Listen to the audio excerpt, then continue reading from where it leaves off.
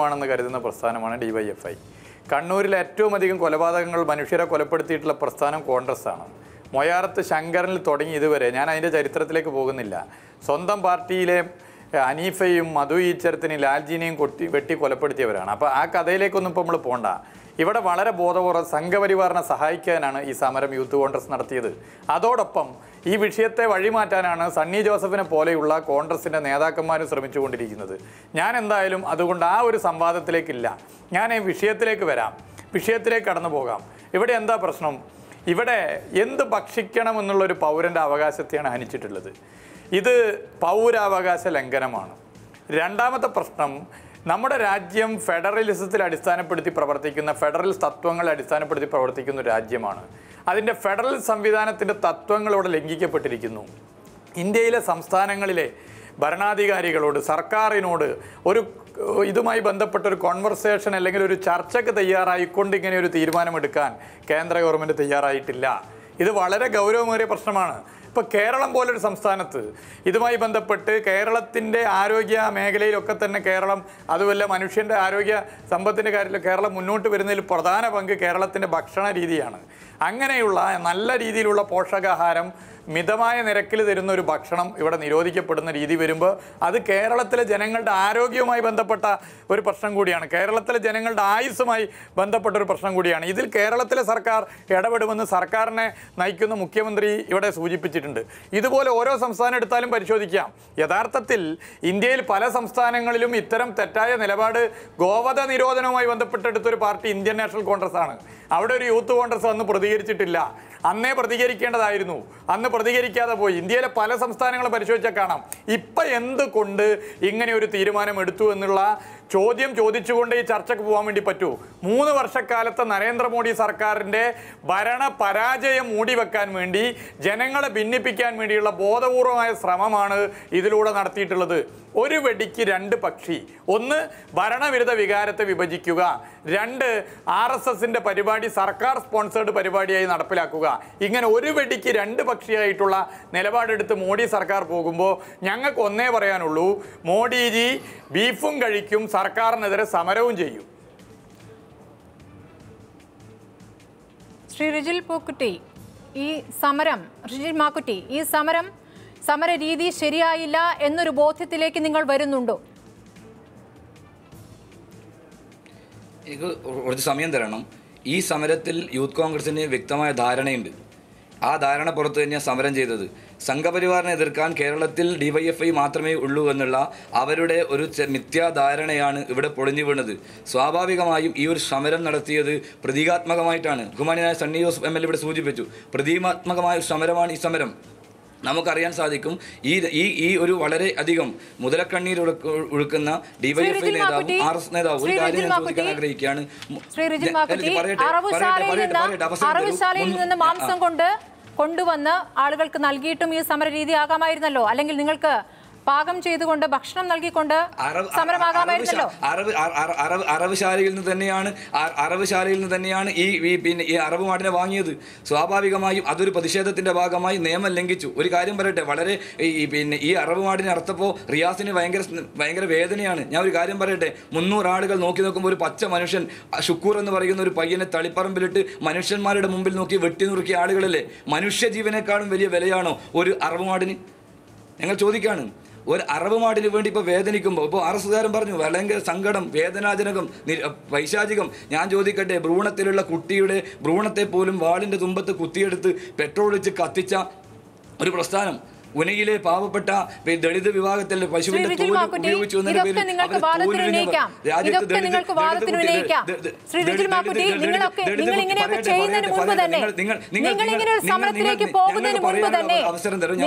സമരത്തിലേക്ക് പോകുന്നതിന് മുൻപ് തന്നെ മൃഗങ്ങളോട് വലിയ ക്രൂരതയാണ് ഇവിടെ നടക്കുന്നത് എന്ന രീതിയിൽ പ്രചരിപ്പിക്കുകയാണ് RSS.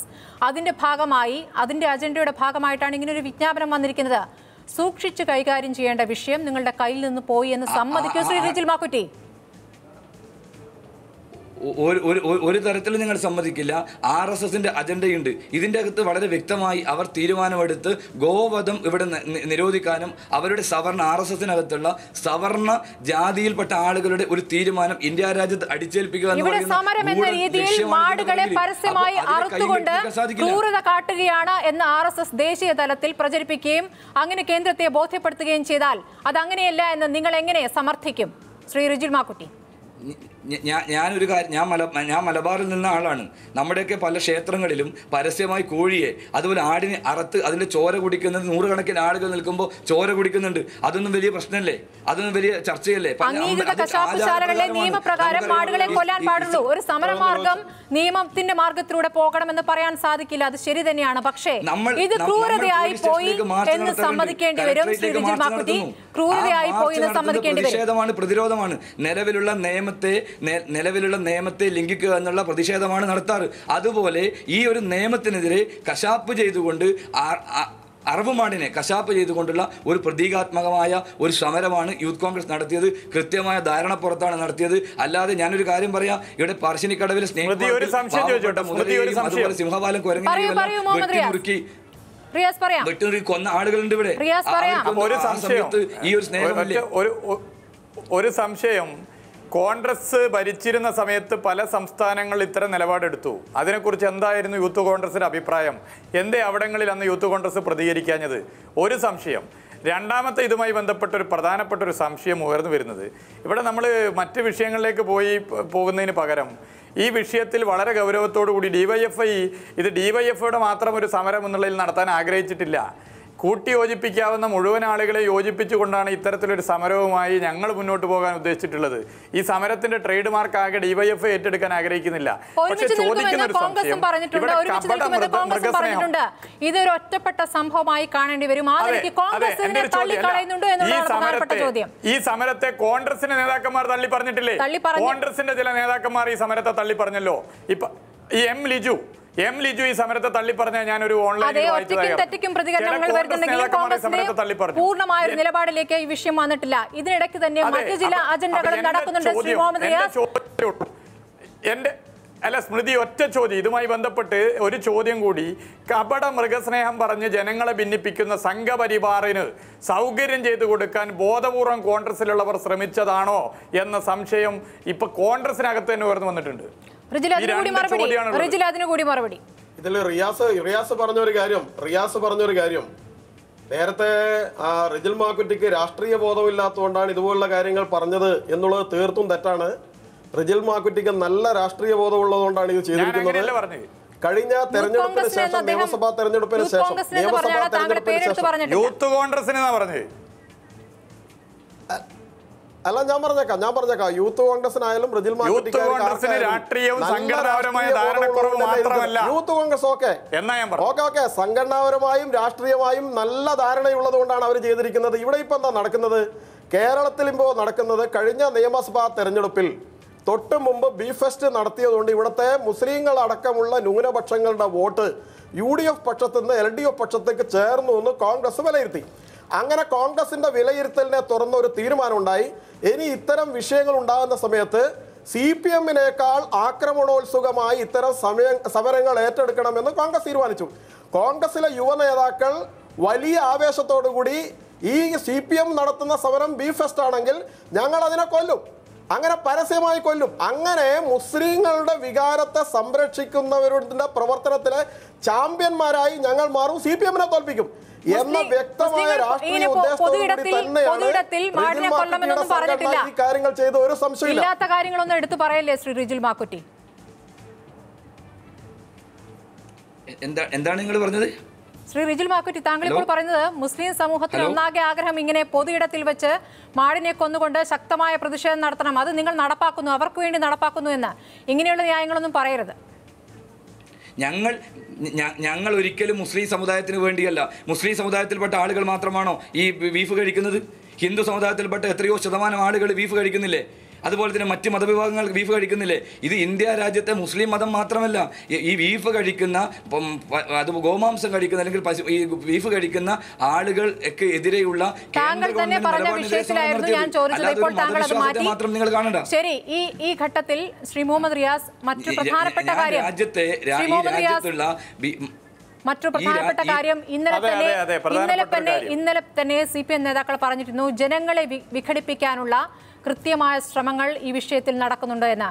അതുകൂടാതെ മറ്റു ചില സംഭവങ്ങളും ഉണ്ടായിട്ടുണ്ട്. ഇന്നലെ മലപ്പുറം പൂക്കോട്ടുപാടത്ത് ക്ഷേത്രം പൊളിച്ച സംഭവത്തിൽ ഒരാൾ പിടിയിലായി. അത് അവിടുത്തെ മുസ്ലിം സഹോദരന്മാരാണ് എന്ന രീതിയിൽ വ്യാപകമായി സംഘപരിവാറിന്റെ പ്രചാരണമുണ്ടായിരുന്നു. പക്ഷേ പിടിയിലായത് തിരുവനന്തപുരം സ്വദേശിയായ ഒരു വ്യക്തിയാണ്, രാജാറാം മോഹൻദാസ് പോറ്റി. അപ്പോൾ ആ വ്യക്തി ഒറ്റയ്ക്ക് വന്ന് തിരുവനന്തപുരത്ത് നിന്ന് വന്ന് നിലമ്പൂരിൽ ക്ഷേത്രത്തിൽ കയറി പ്രതിഷ്ഠ തകർത്തു എന്നാണോ അത് മനസ്സിലാക്കേണ്ടത്? അതോ അതിന് പിന്നിൽ ഗൂഢമായ ചില ലക്ഷ്യങ്ങളുണ്ട് എന്നാണ്? ഒന്ന്, അതിനെക്കുറിച്ച് പരിപൂർണമായി ഇപ്പോൾ പോലീസ് പിടിച്ചു, കാര്യങ്ങൾ വന്നു. ഇത് ഒരു നോർത്ത് ഇന്ത്യൻ മോഡൽ ഓപ്പറേഷനാണ്. അതിൻ്റെ ഒരു സാമ്പിൾ ഡോസാണ്. നോർത്ത് ഇന്ത്യയിൽ പല വർഗീയ കലാപങ്ങൾക്കും കാരണമായിട്ടുള്ള ഇതുപോലുള്ള ഓപ്പറേഷനുകളാണ്. ഇങ്ങനെയുള്ള വിഷയങ്ങൾ ഉണ്ടാക്കി ആ വിഷയത്തിൻ്റെ ഭാഗമായി നോർത്ത് ഇന്ത്യയിൽ മതന്യൂനപക്ഷങ്ങളെ ഉൾപ്പെടെ ആക്രമിച്ച് കൊലപ്പെടുത്തുന്നു. ഗുജറാത്തിലെ വിഷയങ്ങൾ നമുക്കറിയാം, വംശീയതയ്ക്ക് കാരണമായ വിഷയങ്ങൾ. ഇതിന് സമാനമായി കേരളത്തിലും ഇടതുപക്ഷ ജനാധിപത്യ മുന്നണിയുടെ ഗവൺമെൻറ് ഭരിക്കുന്നു. ആ ഗവൺമെൻറ്റിൻ്റെ മുഖ്യമന്ത്രി ഉൾപ്പെടെ ഇടതുപക്ഷ സർക്കാരിൻ്റെ നയം, രാഷ്ട്രീയ നിലപാട് ശക്തമായി പറയുന്നു. ഇപ്പോൾ സംസ്ഥാന ഗവൺമെൻറ് നേരത്തെയുള്ള കേന്ദ്ര ഗവൺമെൻറ്റിൻ്റെ ഇപ്പോൾ ഈ കന്നുകാലി വിഷയത്തിൽ ഉൾപ്പെടെ എടുത്തിട്ടുള്ള ബദൽ നിലപാട് മറ്റു പല സംസ്ഥാനത്തെയും സർക്കാരുകൾ കൂടി പ്രചോദനമായി മാറും. അതിലേക്ക് വരേണ്ടതാണ്.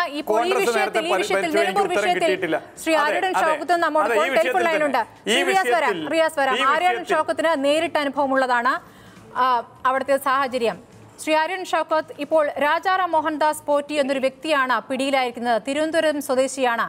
അദ്ദേഹം ഒറ്റയ്ക്ക് തിരുവനന്തപുരത്ത് നിന്ന് നിലമ്പൂരിലെത്തി ക്ഷേത്രത്തിൽ കയറി പ്രതിഷ്ഠ നശിപ്പിച്ചു എന്ന രീതിയിലാണോ അതിനെ കാണേണ്ടത്? അവിടുത്തെ മുസ്ലിം സഹോദരന്മാർക്കെതിരെ വലിയ രീതിയിലുള്ള ആരോപണമാണ് അവിടുത്തെ സംഘപരിവാരും RSS നേതാക്കളും ഉന്നയിച്ചിരുന്നത്. ഇപ്പോൾ കാര്യങ്ങൾ മാറിയിരിക്കുകയാണ്. അദ്ദേഹം മതം മാറിയതാണ് എന്ന രീതിയിൽ പുതിയ പ്രചാരണം നടത്തുകയാണ്. എന്താണ് ഇതിനുള്ള മറുപടി?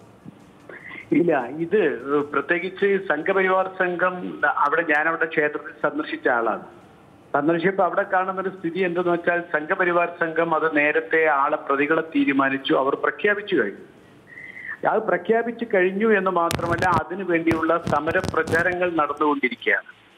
അവിടെ കൃത്യമായിട്ട് ഇത് സംഘപരിവാർ സംഘം, സത്യത്തിൽ അതുപോലത്തെ ഒരു അമ്പലത്തിൽ ഇത് നഷ്ടപ്പെട്ടതിൽ എല്ലാവർക്കും അതിൽ വേദനയുണ്ട്. അതിൽ ജാതിയില്ല, മതമില്ല, രാഷ്ട്രീയമില്ല, മുഴുവൻ ആളുകളും അതിൽ വേദനിച്ച് നിൽക്കുക. ആ സമയത്ത് സംഘപരിവാർ സംഘം കൃത്യമായി അവിടെ അജണ്ട നടപ്പാക്കാൻ വേണ്ടി ബോധപൂർവമായ ഒരു ശ്രമം നിലമ്പൂർ പൂക്കോട്ടുംപാടത്തെ ക്ഷേത്രത്തിൽ നടത്തി എന്നുള്ളതാണ് നമുക്ക് മനസ്സിലാക്കുന്നത്. പക്ഷെ പോലീസ് അന്വേഷിച്ചു വരുന്നു, ഇദ്ദേഹം മാനസിക രോഗിയാണോ, ഇദ്ദേഹം ഏത് രൂപത്തിൽ വന്നു, ആരൊക്കെ ഇയാളെ സഹായിച്ചു എന്നത്. പക്ഷെ എന്തു തന്നെയായാലും നിലമ്പൂർ പോലത്തെ സ്ഥലം ചരിത്രപരമായി തന്നെ മതേതര പാരമ്പര്യം കാത്തു സൂക്ഷിച്ച, ഇന്നേ വരെ ഒരു വർഗീയ കലാപം പോലും ഉണ്ടാവുന്നത്. ഈ 1921 മലബാർ കലാപകാലത്ത് നിലമ്പൂർ കോവിലകം ചൂടാൻ പൂക്കോട്ടുംപാടത്തുനിന്ന് മാപ്പിളമാർ വന്ന് അവര് തിരിച്ചയച്ച് നിലമ്പൂർ കോവിലകം സംരക്ഷിച്ച് നിലമ്പൂരിലെ മാപ്പിളമാരാ. അതിന് രാഷ്ട്രീയമില്ലായിരുന്നു, അതിന് മതമില്ലായിരുന്നു. അത്രയും മതേതര പാരമ്പര്യമുള്ള നിലമ്പൂരിന്റെ പൈതൃകം കാത്തു സൂക്ഷിക്കുന്നതിന് പകരം ഇങ്ങനെ ഒരു അവസരം കിട്ടിയപ്പോൾ സംഘപരിവാർ സംഘം അതിൽ ഉടനെ ചാടി വീണ് അവിടുത്തെ ജനങ്ങളെ ധ്രുവീകരിക്കാൻ രണ്ട് വിഭാഗത്തേക്ക് മാറ്റി നിർത്താനുള്ള ബോധപൂർവമായ ശ്രമമാണ് നടത്തിക്കൊണ്ടിരിക്കുന്നത്. ഇത് അപലപനീയമാണ്. നടപടികളാണ് അവർ നടത്തിയത്. അവിടെ ഹർത്താൽ ആചരിച്ചില്ലേ? സർവകക്ഷി യോഗം തടയാൻ ശ്രമിച്ചില്ലേ? മുഹമ്മദിനെ തടഞ്ഞില്ലേ? അവിടെ ഹർത്താൽ ആചരിച്ചു. ഹർത്താൽ ആചരിക്കുന്നത് മാത്രമല്ല അമ്പലത്തിലേക്ക് വരുന്ന ആളുകളെ പോലും അവർ തടഞ്ഞു നിർത്തി. അവിടെ അമ്പലത്തിൽ സപ്താഹത്തിന് വന്ന ആളുകളെ മുഴുവൻ വിളിച്ചു വരുത്തി അവരെ ഈ വൈകാരികമായ തീക്ഷ്ണമായ ഈ സന്ദർഭത്തെ അതിന് രാഷ്ട്രീയപരമായി മുതലെടുക്കാനുള്ള ബോധപൂർവമായ ഒരു ശ്രമം നടത്തി. ഇത് വളരെ അപലപനീയമാണ്. ഒന്ന്, കൃത്യമായി അത് നടന്നതിന് ശേഷം പോലീസ് ഇടപെട്ടുകൊണ്ടിരിക്കുമ്പോൾ പോലീസിന്റെ നടപടി എന്ത് എന്ന് അറിയാൻ കാത്തിരിക്കാൻ പോലും സമയമില്ല. ഇതിപ്പോൾ ഒരു ക്ഷേത്രത്തിലല്ലോ, നേരത്തെയും മറ്റൊരു ക്ഷേത്രത്തിൽ വാണിയമ്പലം ബാണാപുരം ക്ഷേത്രത്തിലും ആക്രമണം നടത്തിയിട്ടുണ്ട്. അതും ഇയാൾ തന്നെയാണെന്ന് സമ്മതിച്ചിരിക്കുകയാണ്. ഒരു മാനസിക രോഗി 2 തവണയായി വന്ന് 2 ക്ഷേത്രങ്ങളിൽ ആക്രമണം നടത്തുന്നുവെന്ന് എങ്ങനെ വിശ്വസിക്കാനാവും? അതെ, പക്ഷേ ഞാനത് ഇത് നമുക്ക് കൂടുതൽ കാര്യങ്ങൾ അന്വേഷിച്ചു കൊണ്ടിരിക്കുമ്പോൾ അത് കേവലം ഒരു പ്രസ്ഥാനത്തിന്റെ മുകളിൽ കെട്ടിവെക്കാൻ ഞാൻ തയ്യാറല്ല. പക്ഷേ എങ്കിലും സംഘപരിവാർ സംഘ ശക്തികൾ ഈ ക്ഷേത്രത്തിലുണ്ടായ സംഭവവുമായി ബന്ധപ്പെട്ട് നടത്തിയ കാര്യങ്ങൾ ഏറ്റവും അഭിനന്ദനീയമാണ്. നിലമ്പൂരിന്റെ ചരിത്രത്തിന്റെ, നിലമ്പൂരിന്റെ പൈതൃകപരമായ മതേതര പാരമ്പര്യത്തെ തച്ചുടക്കാനുള്ള ബോധപൂർവമായ ശ്രമമാണ് സംഘപരിവാർ നടത്തിയത്. അവിടുത്തെ സംഘപരിവാർ ശക്തികളോട് ഇത്രയ്ക്കും മര്യാദ നിങ്ങൾ കാണിക്കേണ്ടതുണ്ടോ? ഈ വിഷയത്തിൽ സർവകക്ഷി യോഗം നടത്താൻ നോക്കി, പ്രദേശത്ത് സന്ദർശിക്കാൻ നോക്കി. നേരത്തെ തന്നെ മുസ്ലിം ലീഗിലെ ആരെങ്കിലും ആണോ അതിന്റെ പിന്നിലെന്ന് സംശയിച്ചുകൊണ്ട് നിങ്ങൾ നേതാക്കൾ തന്നെ നഷ്ടപരിഹാരം നൽകാനുള്ള ശ്രമങ്ങൾ ഉണ്ടായി. അന്നൊന്നും ഇയാളാണ് ഇതിന് പിന്നിൽ നിന്ന് അറിയില്ലായിരുന്നു. അങ്ങനെയുള്ള ഘട്ടങ്ങളിലൊക്കെ നിങ്ങൾക്കെതിരെയും നിങ്ങളുടെ നേതാക്കൾക്കെതിരെയും ആരോപണം ഉന്നയിച്ച സംഘടനയാണ്. അവർ വീണ്ടും ഇപ്പോൾ പറയുന്നത് ഈ പോറ്റി എന്ന് പറയുന്ന വ്യക്തി യഥാർത്ഥത്തിൽ ഒരു മുസ്ലിമാണ് എന്ന രീതിയിൽ പറയുകയും മതം മാറി വന്നതാണ് എന്ന് പറയുകയും നിങ്ങളുടെ ലക്ഷ്യങ്ങളാണ് നടപ്പാക്കുക എന്ന് പറയുകയും ചെയ്യുകയാണ്. ആരോപണങ്ങൾ അവർ ഉന്നയിച്ചുകൊണ്ടേയിരിക്കുകയാണ്. ഇപ്പോഴും നിങ്ങൾ മൗനത്തിലിരിക്കുകയാണെങ്കിൽ ഇതാകില്ല ഫലം. അല്ല, ഒരു മിനിറ്റ്. ഇതില് സംഘപരിവാർ സംഘശക്തികൾ പറയുന്നതിന് വ്യക്തിപരമായോ അല്ലെങ്കിൽ മറുപടി പറയുകയില്ല. അവിടെ നമ്മൾ ഉദ്ദേശം നിലമ്പൂരിനെ സംബന്ധിച്ചിടത്തോളം നിലമ്പൂരിലെ എല്ലാ രാഷ്ട്രീയ പാർട്ടികളും മതസംഘടനകളും ഒരുമിച്ച് നിന്നുകൊണ്ട് അതിന്റെ എല്ലാ രാഷ്ട്രീയ പാർട്ടികളും ഈ യോഗം വിളിച്ച് തീരുമാനങ്ങൾ എടുക്കാൻ വേണ്ടിയാണ് നമ്മൾ നിന്നിട്ടുള്ളത്. അല്ലാതെ അവിടെ സംഘപരിവാർ സംഘം പറയുന്നതിന് ഇപ്പുറത്തു നിന്നും ഇവിടെ മറുപടി പറയല്ല. ജനങ്ങൾ ഒരു ഭാഗത്തേക്കാക്കാൻ വേണ്ടി സംഘപരിവാർ സംഘം ഇത്തരം ആരോപണങ്ങൾ ഉന്നയിക്കുമ്പോൾ അതിന് മറുപടി പറഞ്ഞുകൊണ്ട് നമ്മൾ മറ്റൊരു പക്ഷത്തേക്ക് പോകേണ്ട പ്രശ്നമില്ല. അതേസമയം ഇതിന്റെ കൃത്യമായ അജണ്ടകൾ അതിന് പിന്നിലുണ്ട് എന്ന് യാതൊരു തർക്കവുമില്ല, യാതൊരു സംശയവുമില്ല. പോലീസ് അന്വേഷിച്ചു കൊണ്ടിരിക്കുന്ന ഒരു കാര്യമായതുകൊണ്ട് അതിൽ ഞാനൊന്ന് ആരെയും ബ്ലെയിം ചെയ്യാൻ ഞങ്ങളില്ല. യൂത്ത് ലീഗിന്റെ മലപ്പുറം ജില്ലാ സെക്രട്ടറി മുസ്തഫ അബ്ദുൽ ലത്തീഫും ചർച്ചയിലുണ്ട്. അദ്ദേഹത്തിലേക്കും വരാം. ശ്രീ ആര്യടൻ ഷൗക്കത്ത്, ദയവായി തുടരുക. ഇടവേളയ്ക്ക് ശേഷം മടങ്ങിയെത്താം.